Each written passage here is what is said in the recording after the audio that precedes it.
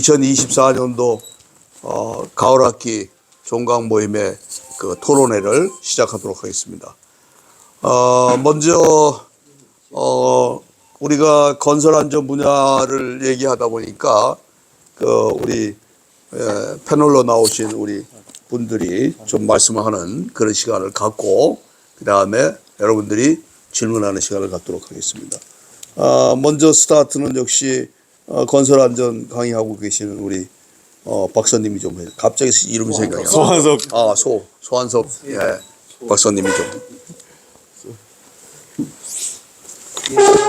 건설 안전 관련 강의를 하고 있는 소환석입니다.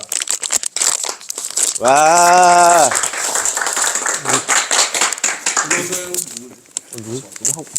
이번 가을 학기 때는 강의를 못했는데요. 내년에는 또 그 건설 안전 관리론 그리고 건설 재료 및 시공학 그 강의 예정에 있습니다.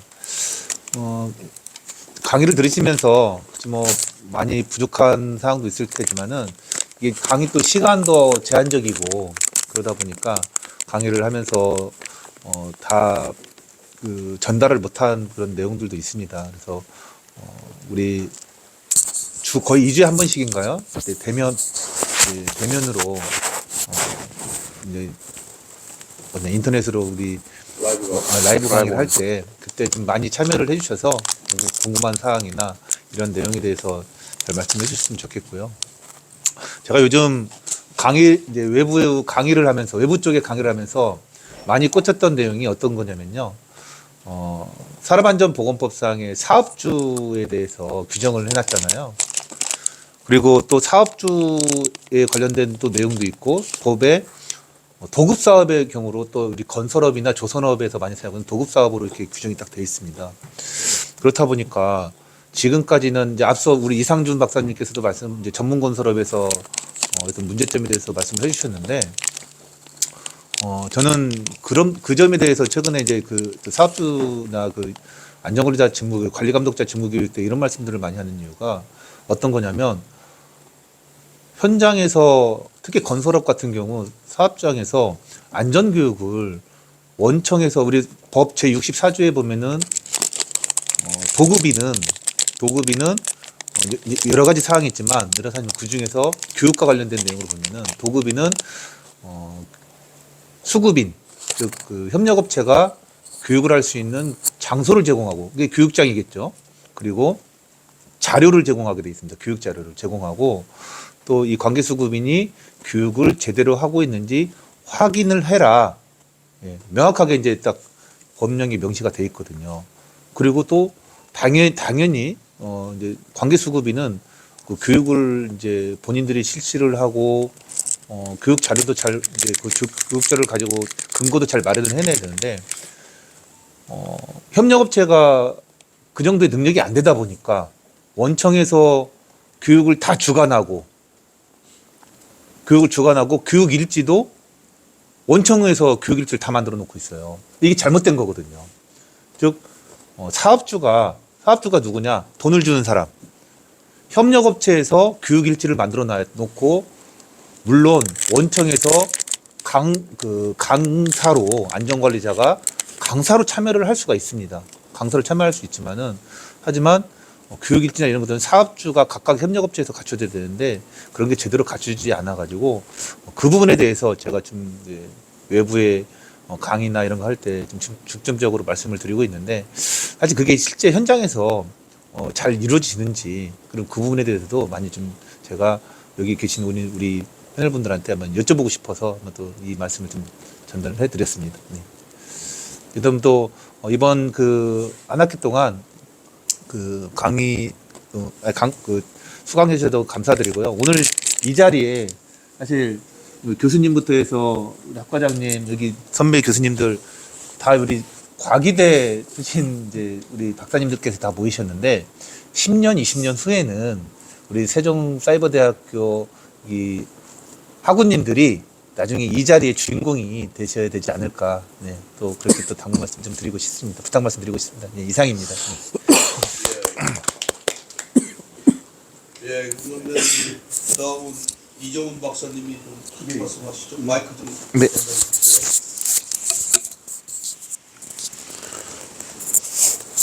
네, 안녕하세요. 저희 안전보건 경영 시스템 또 기업재난관리론 등을 담당하고 있는 이정훈입니다.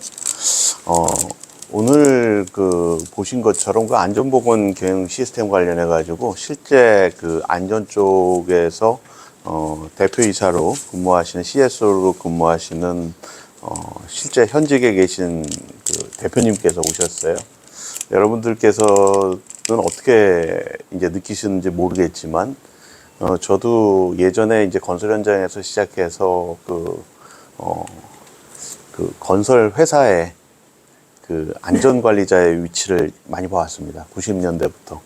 근데 대부분 그때 보면은 뭐 다 잘해야 이제 과장급이고, 뭐 안전 관련되는 예산이 이제 제대로 안전에 쓰이지를 않고, 다른 데에 이제 공사비나 이런 거로 쓰이고, 안전 예산을 글로 빼돌려가지고, 이제 억지로 이제 영수증 처리하고 그런 것들을 많이 봤어요.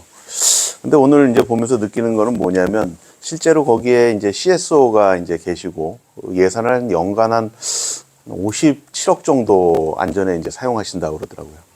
그럼 과연 그 안전 쪽에 배정된 금액이 한 20년 전처럼 딴 데로 이제 전용돼서 쓸 수 있는 것인가? 이제 그런 거에 대해서 생각을 해봤습니다. 어차피 우리가 일을 한다는 거의 핵심은 다 모든 것이 이제 이 돈이랑 연관이 되거든요. 특히 인건비랑 연관이 되는데, 물론 아직도 부족한 부분이 많지만 이렇게 최고 안전 쪽을 대표하시는 분이 최고 대표이사로 계시면서 이렇게 전체 금액을 이제 집행하는 것들이 뭐 일부 큰 회사들부터 이제 진행이 되고 있습니다. 그래서 앞으로 이런 것들이 좀 크게 이제 사회적으로 확산되면서 안전에 관한 그 예산 비용이라든지 이런 것들이 제대로 집행돼서 안전이 많이 발전하리라 생각됩니다. 그리고 안전보건 경영 시스템에 보면은 안전보건 관리 계획을 잡을 때 이것을 갖다가 이제 그 회사의 이사회에 이제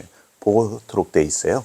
그래서 이게 공식 재무제표, 회계 장표에 잡히기 때문에 그걸 안 쓸 수가 없는 현장이 오는 거죠. 그래서 굉장히 이제 많이 발전했다. 말로만 하는 발전이 아니라 실제 이제 이 자금의 흐름이 이 안전 쪽으로 넘어오고 있고, 향후에는 이런 것이 더 확산되면은 안전 쪽이 이제 이런 재정을 기반으로 많이 이제 발전될 것이라 생각합니다. 물론 현재는 전체 건설 경기가 이제 좋지 않아 가지고 좀 어려운 부분도 있고, 아까 얘기하신 것처럼 프로젝트 단위로 이제 안전관리자를 이제 쓴다는 얘기를 많이 들었는데, 그게 추세가 모든 데가 다 그렇습니다. 실제 그 정직보다는 뭐 다른 그 건설에서도 전기, 그 다음에 기계 이런 부분도 다 프로젝트당 담당자들을 쓰고 있는 게 사실이거든요. 그러니까 안전 쪽에만 해당되는 게 아니고, 아무튼 안전 쪽에 이렇게 돈이 이제 들어오기 시작했다는 거는 이제 안전 쪽에 좀 더 이제 크게 발전할 수 있는 기회가 된다. 그리고 여기에 건설 쪽에 근무하시는 학우님들도 많으시지만 앞으로 이쪽으로 열심히 하시다 보면 오늘 보신 분처럼 저 자리에 오르실 분들이 여기에서 많이 나오시라 생각됩니다. 예, 감사합니다. 예. 그러면 그런 말씀인데 우리 최재강 교수님은 어떻게 중처법과 연관돼서 건설 안전을 얘기를 해 주실 건지. 이거 네, 전 편한 대로 얘기해 주십시오. 위험예지 훈련 요거 얘기하는 거 아니에요? 편한 대로 하시죠. 네. 네, 제가 얼마 전에 뭐 최근에 이상한 사고도 많이 나지만 지난달에 11월 20일 날 울산에 현대자동차 연구실 연구실에서 배기 라인을 테스트하는 데서 지식 사고가 일어났어요. 3명이 사망했단 말이에요. 되게 황당했습니다. 왜냐면 그냥 단순하게 생각했을 때 배기 라인 테스트를 하는데 어떻게 지식사가 일어나지? 그럼 하기 전에 뭐 전혀 확인도 안 해봤다는 얘기인가? 너무 황당해서 좀 찾아봤는데 올해 3월 달에 굉장히 재밌는 기사가 딱 났어요. 한국경제에 뭐라고 났냐면 현대차 그룹이 작년에 전 세계에서 자동차 판매량이 3등이에요. 도요타하고 폭스바겐 다음으로 현대차 그룹이란 말이에요. 근데 뭐라고 사업 전략을 막 소개했냐면 2년 만에 신형 엔진을 개발 재개한다는 거예요. 2년 만에. 그럼 지난 2년간 신형 엔진 개발 안 했다는 얘기잖아요. 2년 전 기사를 봤어요. 2021년 12월 24일에 무슨 기사가 뜨냐면 30년 동안 열심히 달려온 현대차 R&D 조직 싹 바꿔 전기차에 올인. 요런 기사가 뜹니다. 근데 요 사건하고 이 두 가지 기사하고요. 지난달 20일 날 일어났던 사건하고 연결 한번 해봤어요. 자, 지난 2년 동안 현대차가 작년의 성과로서 보면은 전 세계 3등, 판매를 3등 했던 그런 엄청난 글로벌 대기업인데 지난 2년간 엔진 개발을 안 했어. 근데 그 전에 보니까 전기차에 올인한다 그랬어. 이 어떤 상관관계가 있을까요? 그거하고 11월 20일 날 지식사고하고. 제 생각에는 제가 마침 그 사고가 난 당일날 남양연구소라고 현대차 그 연구하는 연구소에 강연 중이었습니다. 한 600명 되면서 강연하고 있었는데 그 사고가 딱 났다 그래서 담당자분한테 한번 여쭤볼 기회가 있었어요. 이거 녹화해서 좀 뺐으면 좋겠는데. 예. 그걸 뭐라 그러냐면 제가 그랬어요. 아니 배기라인 테스트하는데 지식사고 나는 게 말이 되냐고 그랬더니 뭐라 그랬냐면 교수님 해당 연구실에 배기 시설이 없었대요. 배기 시설이 없는데 배기라인 테스트 한다는 게 너무 이상하잖아요. 아니 그게 어떻게 가능하냐 그랬더니 자세하게 얘기는 안 하는데 이 앞에 두 건의 기사하고 맥락이 있는 것 같아요. 그러니까 전기차 요리라면 엔진을 만들 필요가 없잖아요. 그러면 전기차에서는 배기라인이 의미가 없잖아요. 그러니까 모든 생산시설이라든가 테스트 시설에서 그걸 다 빼버린 거죠. 근데 상황이 바뀌어버린 거예요. 전동화 기구에서 가장 핵심 부품 중에 하나가 배터리인데 전 세계에서 3등으로 자동차를 많이 판매하는 현대차 그룹도 배터리 컨트롤이 안 되는 겁니다, 이게. 그러니까 방향은 전환했는데 사업 전략은 바꿔놨는데 나머지 기반 시설이나 이런 데서 전동화로 완전히 바꾼 거에서 시설이 미비된 이런 부분이 되게 많았던 거죠. 이게 사실 위험예지 훈련이라든가 TBM 이런 게 결국에는 그런 것 같아요. 사람이 예방 활동을 하기 위해서는 가장 중요한 게 유해 위험 요인이라고 하는 요소를 잘 알아야 되는데 이 연구원들은 과연 오늘 자기들의 테스트 과업이 배기라인 테스트인데 그 안에 배기시설을 테스트를 했을까? 안 했을 거라는 생각이 들고요. 당연히 있겠지, 당연히 잘 되겠지 이런 생각을 했던 것 같아요. 예. 가장 중요한 건 그런 것 같습니다. 우리가 산재 예방도 중요하고 방금 전에 우리 이수영 교수님이 말씀하셨던 법적 사항 이런 거 다 중요하지만 가장 중요한 건 이런 자율보건 활동, 자율안전 활동이 활성화되도록 하기 위해서 그러면 어떻게 해야 될 것이냐? 위험성이라고 하는 것에 어떤 싹이 될 수 있는 이 유해위험 요인에 대해서 어떻게 정보하고 리스트하고 어떻게 전달할 것인가? 이거에 대한 실질적인 부분이 되게 필요하지 않을까? 그래서 제가 우리 대표님한테 한번 여쭤보려고요. 군에서 지금 어떤 식으로 그런 이 정보를 전달하는 활동이나 이런 것들이 어떻게 잘 전달되고 있는지. 예, 어떻게 보면 최근 다른 전부터 이렇게 위험성 평가라든가 현재 군수에서 집중적으로 하고 있는데 여단 군수 참모면 사단에서 이제 예를 들어 모든 게 종합돼 가지고 일일 평가 8주간 예정 사항에 반영이 돼서 그러면 사전 작업 공정이라든가 작업 현장을 확인해서 위험성 평가를 합니다. 그거에 따라서 인력을 이렇게 다시 교육시키고 그다음 바깥에 외주 업체 줄 것은 주되 그 인원들이 들어오면 그거에 대해서 인원 관리 감독하는 인원이 별도로 또 군수에서 실무자가 나갑니다. 그래서 작업하는 공정에서 계속 있을 수는 없지만 거기도 안전관리자가 와서 진짜 확인하면서 그렇게 하는데 우리도 별도로 가갖고 우리 부대에 도와서 작업하는 거니까 그 현장 나가서 작업을 보고 또는 부대 원만 이렇게 부대 내 시설에 하자 보수라든가 시설 같은 거 이렇게 만질 일이 있더라도 대부분 외주를 주는데 우리 부대 내에서도 시설 군무원이 있습니다.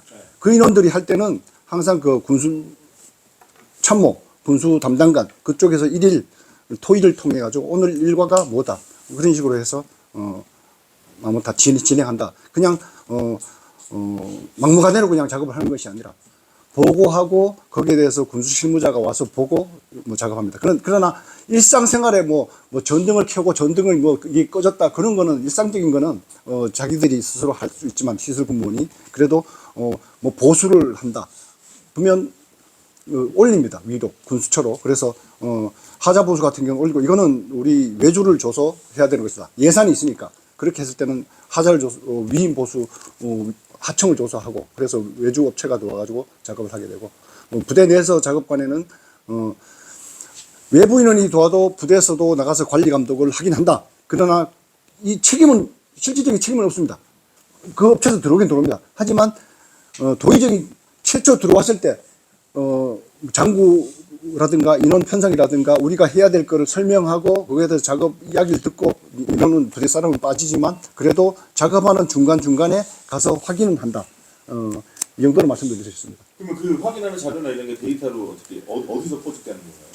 그 우리 부대원들이 투입해서 해야 되는 자료는 군수처에서 이제 그 실무자하고 뭐 작업하는 인원하고 매일 아침에 회의하고 예를 들어 뭐 오늘 작업이 끝난다 그러면 일일 평가는 못 쓸 수 있습니다.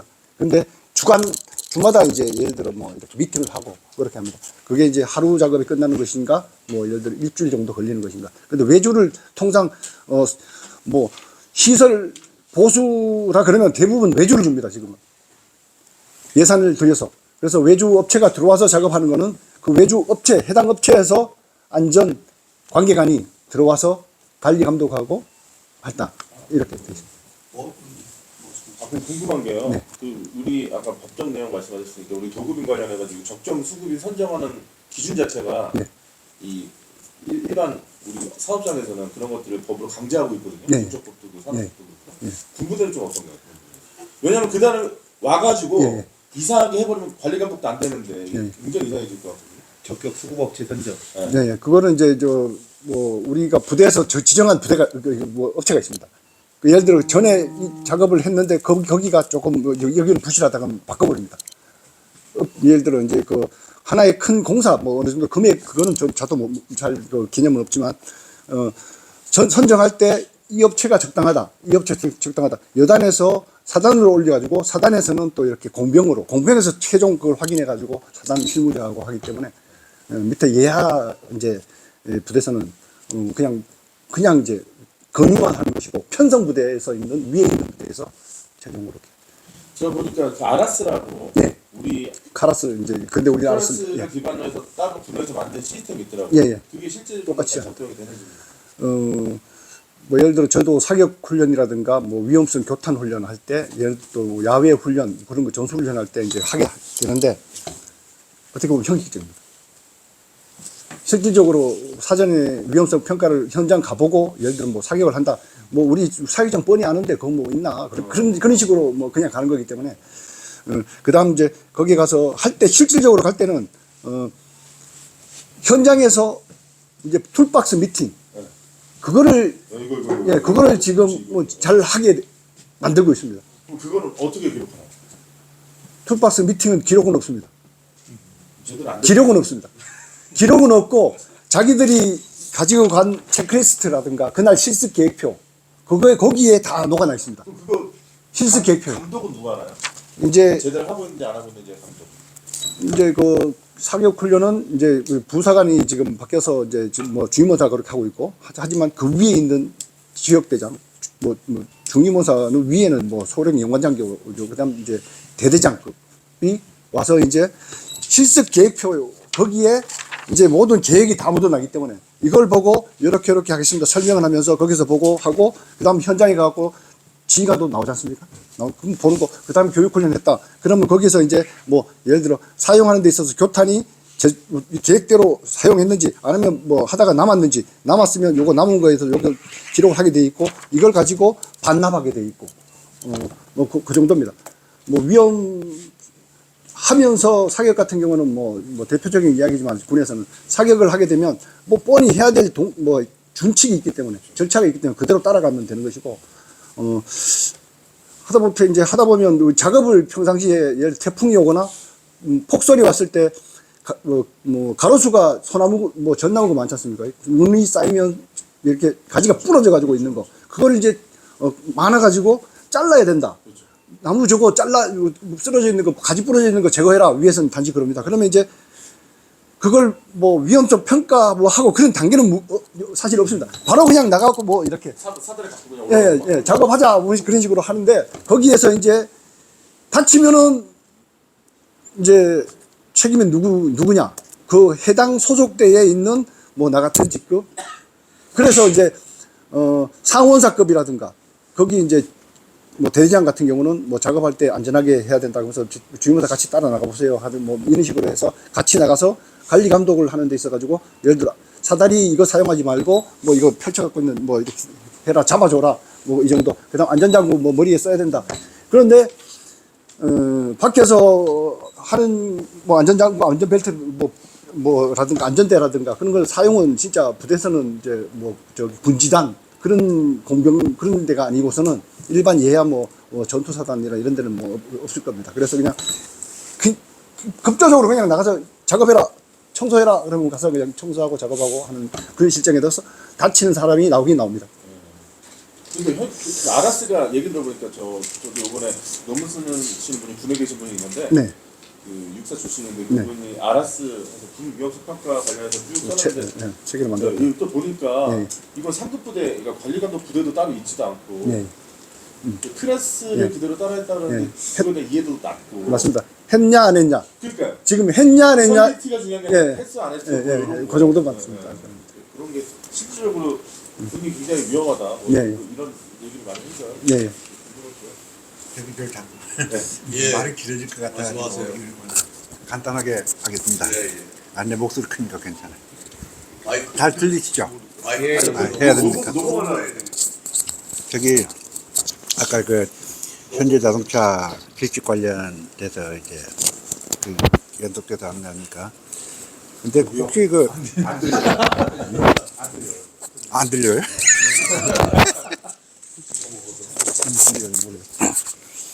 예, 현대 자동차 그 필식 관련해서 혹시 그 새로운 공정이 나오면 PSM 있지 않습니까? 공정. 그것을 당연히 해서 보고를 해야 되는 거 아닙니까? 보고를 해야 되고 그걸 안 하니까 거기에 대한 위험성에 대해서 검토를 하지 않을 수가 있고 또 그 정작 할 때는 아까 말한 그 말씀드린 위험성 평가 당신이 실제 해야 되는데 안 했다 하는 것은 그게 리더십의 안전보건 관리 체제 상향에 있는 리더십의 문제가 아닌가 이런 생각이 들고 그다음 두 번째로는 뭐냐면 그런 법이 그렇게 만들어졌으면 그 관리하는 그 주체에서 엄격하게 그 현장에 가서 과연 PSM 제대로 됐는지 어디 빠진 것은 없는지 이것을 검토해서 지적을 하고 시정하도록 해야 되는데 그런 모두 회사하고 관리 하는 그 공단이라든가 그런데 그게 빠지다 보니까 그런 사고가 발생하지 않았냐 이렇게 생각이 들고요. 제가 그 반박을 한번 해볼게요. 예, 올해 6월달에 경기도 화성에서 아리셀 그 폭발 사고 났어요. 폭발 사고요. 아리셀 폭발. 리튬 배터리 폭발해가지고 23명 사망한. 배터리. 그렇지. 올해 남은 게 이상적인 사고.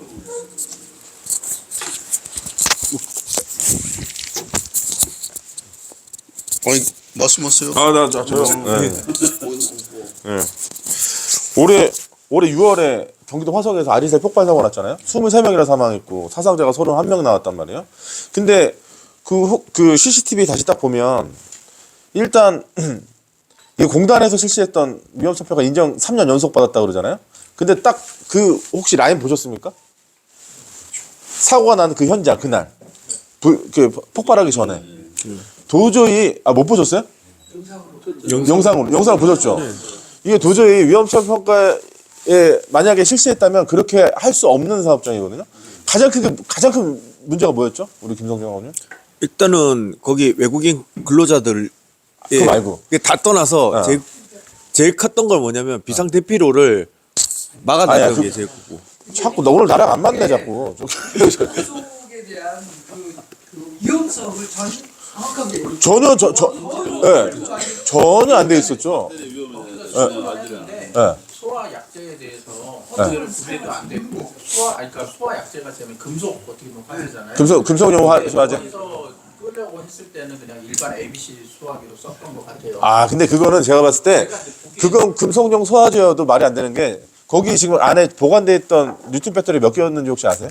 보관 자체가 잘못됐죠. 네, 보관 자체가 잘못됐죠. 두 개씩 분리해서 그렇죠. 해놔야지 그 쌓아놓은 자체가 틀려먹는 그렇죠. 하나. 유익별로 이렇게 나눠놓잖아요. 예. 그런 위치도 않고. 그 시설에 대해서 예를 들면 이제 저도 보니까 그 사고가 나기 한 1년 전에 동일한 그 회사 비슷한 그 류의 회사가 다른 지역에도 화재가 나가지고 그 화재 이후에 그 공장에서는 격벽을 설치하고 이렇게 시설적으로 했다면 사실 그런 사고가 한번 발생을 했으면은 정부 차원에서도 그러면 이런 리튬이온 배터리 공장 같은 경우는 시설 같은 경우는 격벽을 설치하고 이런 게 기준이 나와야 되지 않을까 이런 생각을 하거든요. 저는. 실질적으로는 그렇게 하려면 재화가 들어가야 되고요. 그렇죠. 그리고 우선은 인식적인 그런 부분에 대해서도 개선이 되고, 그러니까 사업자의 우선 인식이 가장 중요하다고 생각을 하고요. 그 다음에 그때 문제가 됐던 거는 그 하청이잖아요. 그러니까 전혀 교육도 안 돼 있었고 외국인 노동자였기 때문에 그것에 대해서 어떻게 대처할까에 대한 그런 방법도 없었는데, 어찌됐건 인식 자체가 생각하기에는 주로 이게 법으로 저촉돼? 처벌돼? 이거 어떻게 피해갈 수 있어? 그렇죠. 이거는 어떻게 하면 그렇죠. 좋을까? 그렇죠. 그것만 솔직히 생각을 그렇죠. 하지. 그렇죠. 지금 중대재해법도 시행은 됐지만 현재 현장에서는 이게 나한테 얼마나 피해가 가느냐, 그리고 피해갈 수 있는 방법은 무엇이 있느냐, 그것에 대해서 더 초점을 맞춰서 지금 산업 구조가 가 있는 거고, 그 문제에 있어서 이제 안전상으로 우리는 어떤 부분에 대해서 계속 어필을 하는 거고요. 그러니까 지금도 사업주는 그 부분에 있어서 이런 거를 듣고 이런 거 고쳐야 되겠다라는 인식이 있는 분들은 시행을 하시지만, 만약에 그런 인식 자체가 없으시면 야 그거 그냥 하지 말고 그냥 철수해버려, 아니면 그거 그냥 빼버려, 그럼 위탁을 맡겨, 뭐 그런 식으로 점점 바뀌는 상황이거든요. 그러니까 어찌됐건 인식이 가장 중요하다고 저는 생각합니다. 그 부분은 우리 직접 현장을 가신 이정훈 박사가 현장 가서 사지조사는 있잖아. 우연히 이제 거기 근무하시던 분을 만나게 됐어요. 그래서 제가 그 현장 말고 딴 데 이제 그 뭐 공정안전 보고서 자체 감사를 가게 됐는데 거기 계시던 분이 퇴사를 하셔가지고 딴 데로 이제 전직을 하셔서 저랑 같이 그 다른 회사를 안전진단하는 데 들어갔어요. 그래서 왜 그만두셨냐 얘기를 들어봤더니 사장님한테 방금 전에 말씀하신 이렇게 전문 안전관리자들이 법적인 내용을 가지고 이제 개선을 이제 요청드렸대요.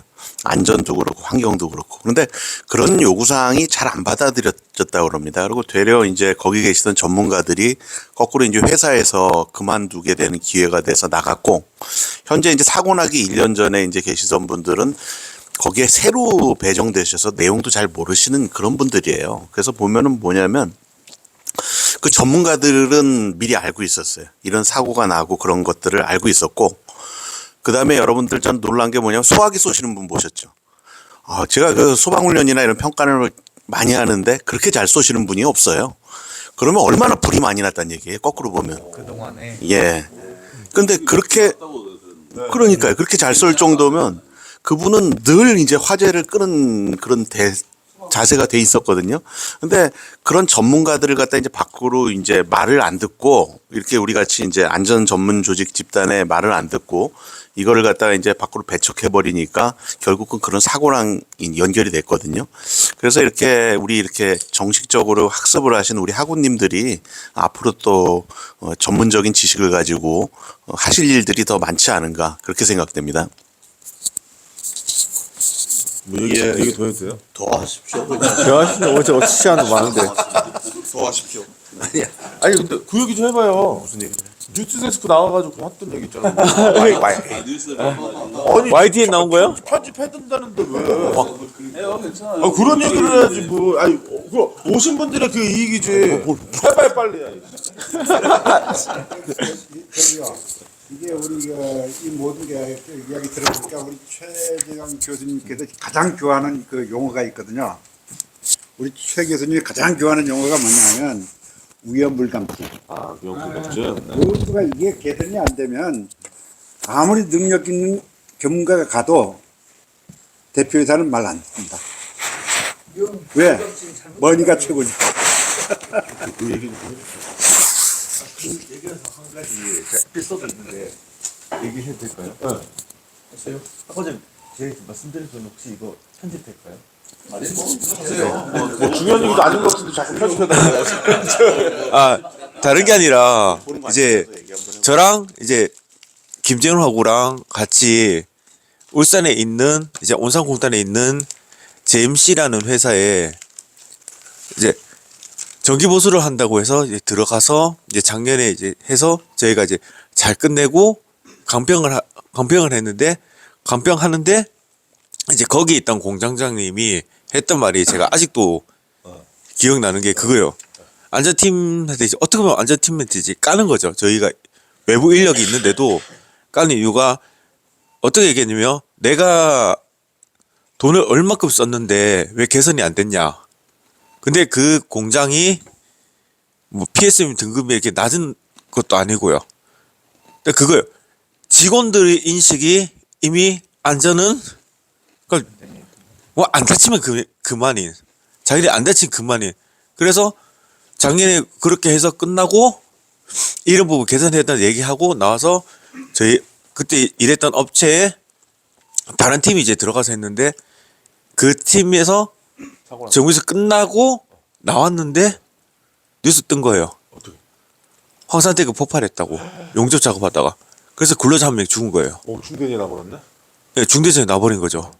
그러면 이제 그 공장장님은 그래서 거기 이제 현장에 검찰부터 해서 노동부에서 소방부터 해서 다 이제 조사 다 되고 거의 초토화 다 되고 그 사고 났던 팀의 그 팀장도 누군지 알아요.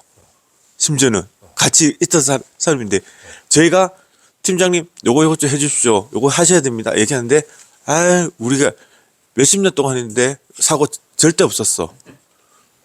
진짜 이게 아까 그 말씀했던 현대자동차 그 사고도 그렇지만 현장에 가면은 관리 감독자라는 사람들이 마인드가 뭐냐면 우리가 몇십 년 동안 해서 사고가 났는데 앉아 너희가 뭐 어떻게 해? 너희가 공사를 알아? 응?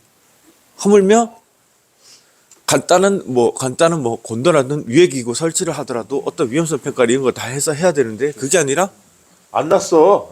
뭐 여태까지 안 났어. 안 났는데 뭐가 문제야? 왜 거기서 쓸데없이 돈을 써? 네. 그리고 이제 대회 기간에서 그 지적되면은 야 이거 왜 얘기 안 했어? 난 분명히 얘기하고 해달라고 얘기를 했는데 그런 경우가 태반인 게 아직까지 우리나라는 안전 부분에서는 아직 후진국이다. 그 얘기를 진짜 하고 싶습니다. 그래요. 또 우리 최승동 학과장님이 또 건설회사에서 계셨고 그래서 또 하실 말씀이 좀 많으니까 말씀을 좀 해주세요. 갑자기 이거 화재가 거의 폭발로 갔다가 다시 끌고 오시면 가서 돼요. 이어물질로 갔다가 갑자기 그냥 군부대 또 공사 현장으로 가서 근데 좀 전에 이제 군부대 공사를 말씀하셨는데 군부대 공사는 주로 그 조달청에서 입찰 봐가지고 공사업체 들어오잖아요. 그래서 뭐 예를 들어서 군에 뭐 막사를 짓는다거나 아니면 BOQ를 짓는다거나 그러면 아예 뭐 민간업체가 다 들어가서 소방공사, 뭐 전기공사, 통신공사, 건축공사 다 해버리기 때문에 거의 군인들은 제가 못 봤던 것 같아요. 근데 출입 들어갈 때 군인들이 이제 인원 체크는 하더라고요. 제가 이제 군막사 그 한 20년 전에 저쪽 그 어디입니까 하천 쪽에 가서 군막사를 짓는 데를 갔다 왔는데 뭐 오래전 얘기잖아요. 그때도 보면 군인들은 그냥 통제만 하지 아무것도 하지 않았던 것 같아요. 그리고 뭐 네 그래서 지금 네. 네. 근데 이제 저는 아까 우리 그 하나에 계시다가 이제 지금은 이제 3년 가가지고 이제 안전 쪽에 이제 뭐 대표를 맡고 계신 분이 이제 말씀을 드렸는데 그 종합회사 아니면 이제 종합건설사 위주로 지금 우리나라 법원돼 있어요. 이게 뭐냐면 건설 쪽에 계시니까 건설기술관리법이라든가 뭐 여러 가지 법이 다 그 건설로 맞춰져 있어요. 근데 그 밑에 계열 변경이 있단 말이죠. 계열 변경이 보통 전기, 소방, 통신, 문화재공사 이제 그 4개가 있는데 거기에는 대체적으로 하나도 안전 뭐 그다음에 보건 위생 이런 게 언급된 적이 없어요. 근데 그 산업안전보건법에서는 그쪽을 약간 이렇게 떼내놨단 말이에요. 보통 적용을. 그래서 우리 공사 만약에 뭐 아까 3년 같은 경우도 전기공사업을 하는 기업인데도 전기공사에서 전기공사업법에 뭐 이런 금액을 할 때는 안전관리자를 배치를 해라. 아니면 품질관리자를 배치해라. 아니면 뭐 시공관리청재 배치는 아무도 없어요.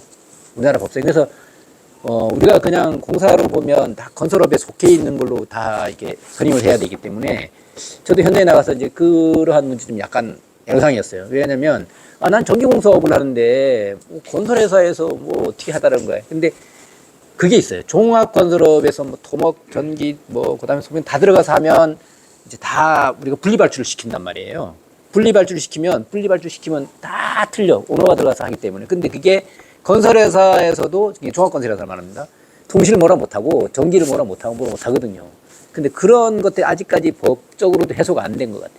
그래서 그런 부분 때문에 이 안전이 건설 안전이 좀 더 힘들어진 것 같고, 그래서 저는 외국에서는 뭐 제가 어떻게 했는지 잘 모르겠지만 이제 그런 부분이 좀 많이 아쉽다. 그래서 그런 것 때문에 이제 현장에 안전관리자로 가도 좀 어려울 거다. 그런 생각을 했습니다. 간단하게 이렇게 해서 저는 마무리하겠습니다. 예. TBM 쪽으로 생각을 하고 그냥 다른 얘기를 한 것 같아가지고 여기 건설에 오셨던 우리 김명중 하고님 계시잖아요. 예. 네, 김명중 하고님 그 현장에서 그 TBM 활동할 때요. 예, TBM. 주로 어떤 내용을 가지고 TBM 활동을 하세요? 그러니까 이게 제가 뭐 삼성전자 쪽이 그러니까 삼성공사랑 이제 지금 하고 있는 샤인 프로젝트랑 이제 그 전에 있었던 회사랑 이제 다 비교해서 말씀드리면 이제 그러니까 우리가 흔히 말하는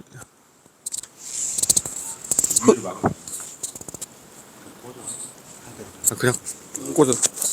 그러니까 TBM 문화 자체가 이제 뭐 삼성 같은 경우는 워낙 이제 TBM을 강조를 하다 보니까 아예 TBM만 이제 맡아서 진행할 수 있는 반장님 뽑아서 교육을 시켜서 그러니까 TBM 순서내고 교육을 시켜서 하는데 화학 공장 처음 갔는데 그런 이제 문화가 없으니까 그러니까 몇 년을 한 3년을 넘게 TBM 리더 주관에서 관리 감독자 하면서 우리가 오늘은 뭐 전기업체다 그러면 삼양기업이다 그러면 뭐 오늘은 뭐 접지 작업이다 그러면은 뭐 접지 작업에서 어떤 위험 포인트를 각자 근로자들이 다 발표를 하고 그러면 거기서 각자 생각이 다르니까 그 생각으로 교환을 하고 그렇게 해서 여기서 우리가 어떤 대책을 해서 해야 된다 그러면 위험성 평가나 이게 빠진 부분이 있으면 안전관리자가 보고 그걸 내용을 반영하고 공사관리자랑 안전관리자한테 이제 시공사 쪽 얘기를 해서 반영을 하고 그렇게 진행하는데 롯데건설의 작업 허가서를 제가 봤는데 매시 접지 작업을 하는데 그냥 적지 작업이랑 다 합쳐서 한 번에 그냥 묶어가지고 해놓은 거예요. 안전관리자한테 왜 이렇게 해놨냐 물어보니까 똑같은 작업이라고 똑같은 작업으로 생각하고 이제 보고 있는 거예요. 그러니까 이게 롯데만 그런데 그럼 다른 건설사들은 또 그 회사들마다 TBM 문화들 다 다르고 공단에서는 TBM 우수 사례를 했고 실제로 보면은 삼성물산이나 E&I가 하고 있는 삼성중공업이 하고 있는 그런 이제 TBM 문화를 이렇게 하면 된다 하지만 실제로 현장에서 하기 어려운 게 실제 현장에서 TBM 하는 거 보면은 그다음 또 아프신 분 없으시죠? 자 우리 오늘 뭐 비계업체를 보면 우리 오늘 어디 비계 설치 작업하니까 안전고리 체결 잘하세요. 자 이제 안전고 하겠습니다. 그럼 안전고리 체결 좋아 하고 뭐 담배 피러 가고 담배 안 피우신 분은 작업 준비하고 그 아직까지 이런 이제 뭐 TBM 문화나 이런 것들이 완전히 다 성숙히 되려면 시간이 좀 많이 걸리는 게 그러니까 관리 감독자들조차도 TBM 어떻게 하는지 저도 그 말씀드리려고 여쭤봤던 이유가 그거예요. 우리가 이제 TBM을 작업전 안전점검 회의라고 우리 이제 정부에서도 그렇게 하는 것처럼 TBM을 할 때 어쨌든 TBM을 하기 전에 위험성 평가를 하고요. 위험성 평가를 가지고 전파를 하게 돼 있잖아요. 근데 그 전파를 할 때 방금 말씀하신 TBM을 주도하는 리더가 현장 소장이나 반장인데 혼자서 다 얘기를 한다는 거죠. 그럼 이거는 회의가 아니라는 거죠. 정상적인 TBM 회의가 작업자 안전점검 회의가 하려면 그 내용에 대해서 물론 전파는 하되 그렇게 하루에 뭐 우리 작업팀이 10명이다. 10명한테 다 일일이 질문하고 답변 받으려면 시간이 부족하죠. 그래서 하루에 한 명이라도 먼저 오늘 작업 내용에 얘기하고 위험 요인에 대한 얘기, 위험성 평가 내용 전파한 다음에 한 분 정도, 자 앞에 계시는 반장님 오늘 무슨 작업하고 계십니까? 해당 작업이 어떤 거죠? 그러면 저는 오늘 어떤 작업을 담당합니다 하면 그 작업에 있어서 어떤 위험이 있고 어떻게 대책을 마련하고 작업을 하실 겁니까? 질문을 던지고 답변을 받아서 또 그 답변이 올바른 답변이 아니면 제대로 올바른 답변을 해드리고, 그게 사실 여기 나와 있는 이런 내용 단계에 다 들어가 있는 거거든요. 예. 그래서 어쨌든 답변하는 거에 대해서는 제대로 이제 다 이렇게 처음부터 틀렸습니다 이렇게 하는 게 아니고 답변을 받아보고 거기서 다른 분들 의견은 어떻게 생각하십니까 해서 제대로 된 작업 방법에 대해서 설명해주고, 그렇게 된다면 본인 입으로 본인이 답변을 하기 때문에 현장에서 이행도도 높아지고요. 또 매일매일 그 TBM을 할 때 질문을 하잖아요. 그러면 작업하시는 분들이 고민을 하기 시작합니다. 아침에 체조하기 나올 때, TBM 나올 때. 한 분 한 분께 질문을 하다 보면은, 아, 그동안에는 그냥 몸만 풀고 나가겠다. 반장 혼자서 얘기하니까 그냥 네 답변만 하던 사람들이 이제는 본인들이 생각을 하고 와서 본인이 작업하는 것에 대해서 답변도 하고 생각을 하기 시작한다는 거죠. 그래서 그런 문화들이 그렇게 좀 저는 바뀌어야 된다고 생각을 합니다. 개인적으로. 네. 예, 우리 코너에 또 뭐 특별하게 하실 분 있으시면 말씀을 좀 해주세요. 네. 교수님이 말씀하신 그 내용에 대해서 내가 연달아 우리가 했던 내용을 말씀드리고 싶습니다. 제가 그 장흥 풍력발전소에 이제 풍력발전소를 이제 건설할 때 우리 그 TBM 바인드가 위험성 평가 바인드가 있습니다. 바인드. 각 반별로 그날 교육을 시키고, 그 교육이라는 건 안전보건 협의체 열어서 거기서 이제 각 회사에 나오라고 해서 거기 반장들이 대표로 나오고, 관리감독자 그저 누군 부르지 않아서 별도 회의를 하니까 가장 중요한 건 반장 이후에 이제 하부 직원들이거든요. 그래서 반장 중심으로 해서 이제 그날 무슨 작업을 한다. 장비가 몇 톤 들어온다. 근데 어느 부분에 집안이 좀 연약할 것 같다. 연약할 것 같다. 이렇게 하면 거기 몇 사람 배치할 겁니까? 누구 배치할 거다. 그럼 연락망은 어떻게 됩니까? 그럼 연락망 전화번호 다 받아요. 그걸 또 위험성평가 다 기록합니다. 다. 그리고 그걸 반장한테 주면은 이제 반장이 아침에 자기네 발언들 모아놓고 누구는 어디 가서 지켜라. 누구는 장비가 들어오는데 입구에서 지켜라. 그러면 이제 이렇게 모여서 오늘 가장 중요한 거는 원포인트는 뭐냐. 바로 집안이 연약하면 장비가 오다가 전주될 수가 있으니까 집안 상태를 잘 살피자. 그러면 오늘의 원포인트는 집안 상태 확인 좋아. 이렇게 하자 하면 예 하면 전체 차렷 한다. 딱 지적하게 납니다.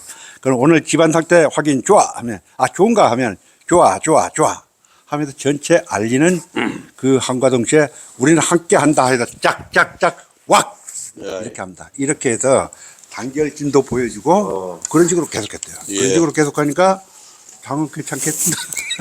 잘 들어갔어요. 다른 분한테 또. 근데 그거는 하나의 희망사항이고 다른 업체들은 그렇지 않을 수도 있거든요. 이런 것들이 문제. 예. 말씀하세요. 제가 한 말씀 예. 짧게 좀 해주세요. 네. 탈모. 예. 역시 철저하시.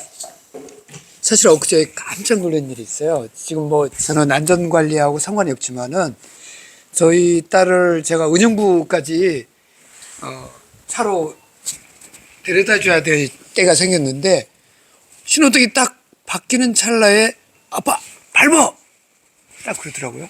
그러면서 얘가 한 말이 이제 젊다 보니까 야 이때는 반드시 서야 된다.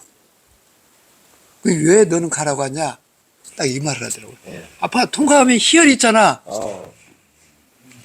그저께 얘기한 거예요. 젊은 애들의 이게 저기거든요. 그래서 깜짝 놀랐어요. 이게 산모거든요. 이제 4개월. 야 그러면 안 된다. 절대 안전이 중요하지. 우리 애도 있고 그러는데 그러면 안 된다. 그래서 간혹 뭐지 일본이 다 돼가는데 안전은 우리 주위에 있는 것 같고 또 그 다음에 한 가지 가장 중요한 거는 여러 가지 뭐 우리는 환경적인 요인에 의해서 저항을 받거나 반대도 있거든요. 그러면 그거를 이겨낼 수 있는 안전관리자의 그 의지가 담겨 있다고 해요. 의지가. 과거에 현장에 1년 있었는데 그 안전관리자는 술 먹고 온 사람들은 다 보내버려요. 실제로. 보내버리고. 아예 출입을 못하게. 네, 다 보내버려요. 그냥 조퇴시켜버려요. 당신 보내버리고 또 하나는, 반드시 초짜들, 처음 오는 애들은 다 모아놓고 교육을 시키더라고요.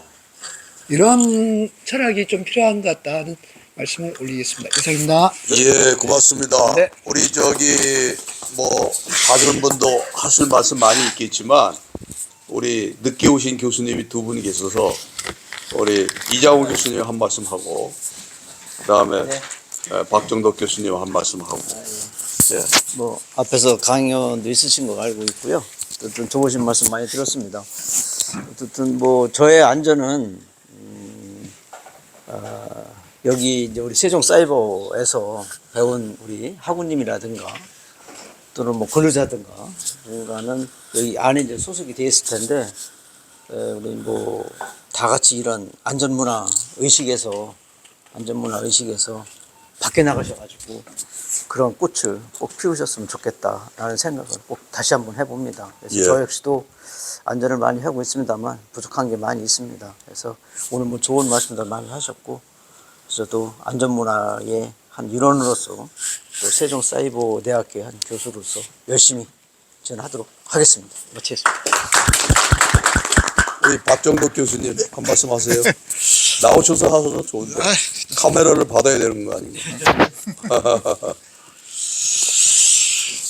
저는 안전을 항상 이제 실천한 지가 벌써 안전에 입문한 지가 이제 올해 만 40년이 이제 좀 넘었습니다. 그래서 현장에 이제 우리 건설 현장을 비롯해서 여러 사업장을 많이 가보고 손수 또 기계 검사라든가 이런 부분도 이제 실제 우리 건설 현장에 타워크레인이라 그러면 타워크레인 250m가 됐든 300m가 됐든 다 올라갔고 그 다음에 거기서 또 중요한 게 맨 엔드에 있는 그 와이어로프 꼬임 방지 장치 그것을 하려면은 맨 끝에 이제 뭐 트롤리를 운전자가 해주지만 그 와이어로프 꼬임 방지 장치를 테스팅 해보려고 그러면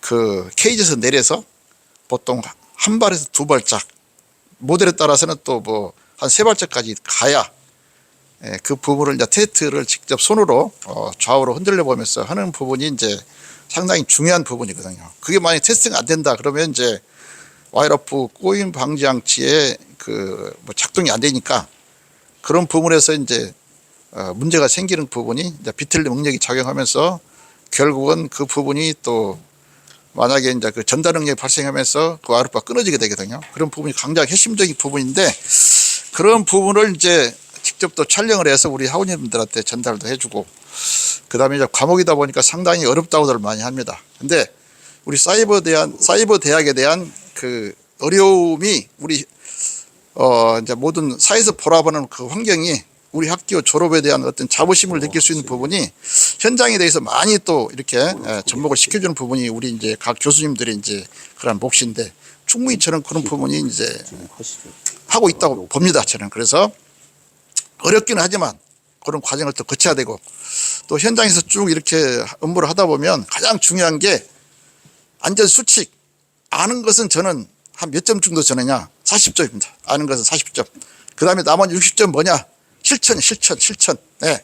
그래서 우리 안전 수칙을 뭐 현장에 가면은 한 15개, 10개 이렇게 써놓지만 그것을 저는 부적이 아니거든요. 부적. 심하게 그걸 붙여놓음으로써 제가 안다는 게 아니고 그것을 어떻게 실천하느냐 이건 이제 방법을 가지고 이제 논의해야 되는데 그러면 안전 수칙 15개, 12개를 좀 나눠가지고 한 3개나 4개 해서 그것도 이렇게 한 번씩 바꿔주면서 바꿔주는 것만 해도 끝나는 게 아니야. 아까 말씀드렸다시피 반드시 그 부분에 대해서는 지적, 확인, 눈으로 보고 지적을 하고 목소리를 외치고 그래서 반드시 이제 그 부분에 행동에 바로 옮길 수 있는 부분이 상당히 부분이 그게 이제 안전을 하는데 중요한 핵심이거든요.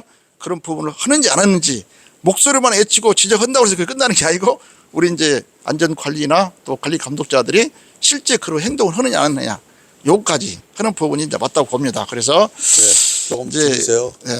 그래서 그런 부분을 우리가 잘 할 수 있도록 우리가 이제 예. 잘 봐주는 것이 중요하다. 예. 이렇게 저는 평가를 합니다. 고맙습니다. 감사합니다. 네. 예, 감사합니다. 오늘 아주 또 중요한 분이 오셨네.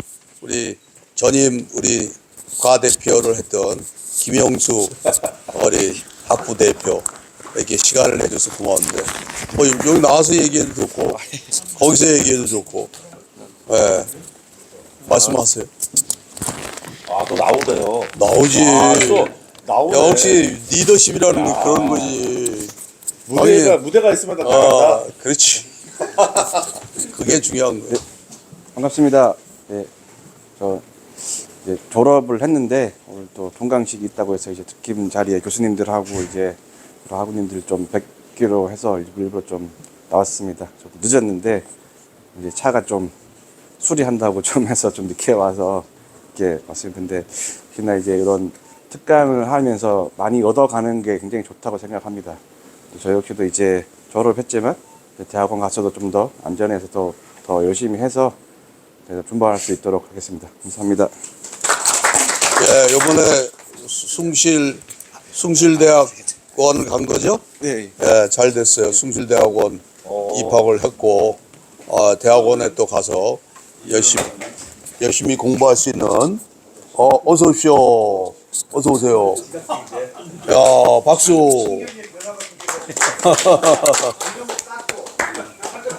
예, 예. 그럼 한 말씀 하세요. 한 말씀 하십시오. 역시 우리 이렇게 와주신 분들에게 너무 감사드리고, 늦게 오신 분이 좀 있는 것 같은데, 우리 저기 계신 분은, 예. 아, 그래요? 거기 한 말씀 하실 수 있어요? 맨 뒤에 계신 분? 예, 나와서 한마디 해요. 그래, 나와서. 예. 아니 저 정선서 올랐어요. 그래요? 예, 예. 사북에서 올랐어요. 예. 그러면 우리 토론회를 이거로 마치고, 마이크를 우리 어느 분한테 드려야 되나요? 우리 학 과장님한테 드려야 되나요?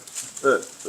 학 과장 마무리 이제 말씀을 해주고, 하는 거로 하죠. 네, 뭐 25년 봄을 맞이해서 이제 오늘 마지막 24년도 가을 학기 수업을 마치고 오늘 이렇게 종강 겸 특강을 했습니다. 참여해 주신 학우님들도 고맙고요.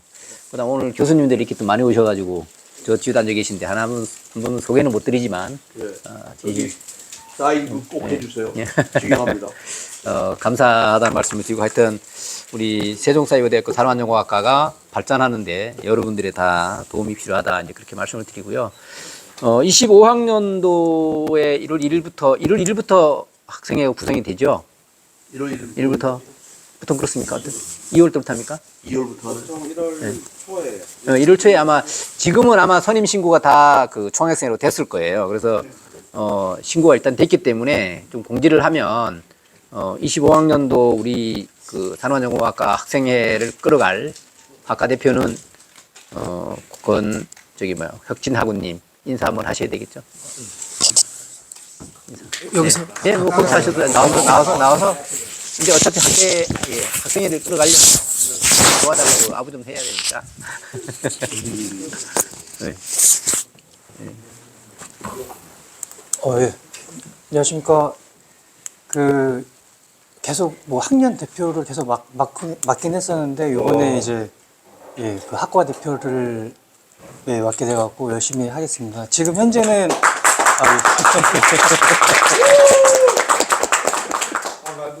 예. 예, 이상입니다. 그냥 가면 안 되고 현재는.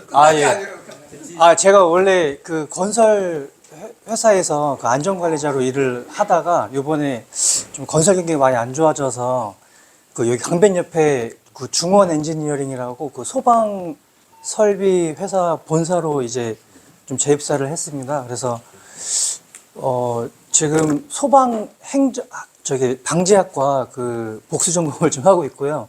내년에 이제 계속해서 그 학위를 취득하고 그렇게 열심히 진행하겠습니다. 내년에 열심히 하겠습니다.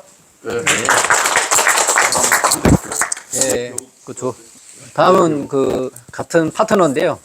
그 부대표인 그 울산 출신 힘이 좋네. 김성정. 김성정 학우님이 한마디 해주시죠. 너무 얘기하면 안 돼요. 기술 모습이 싫어해. 딱 30초만에. 다시 한번 인사드리겠습니다. 25학년도 봄학기부터 1년 동안 권혁진하고 이제 도와서 하게 된 김성종이라고 합니다.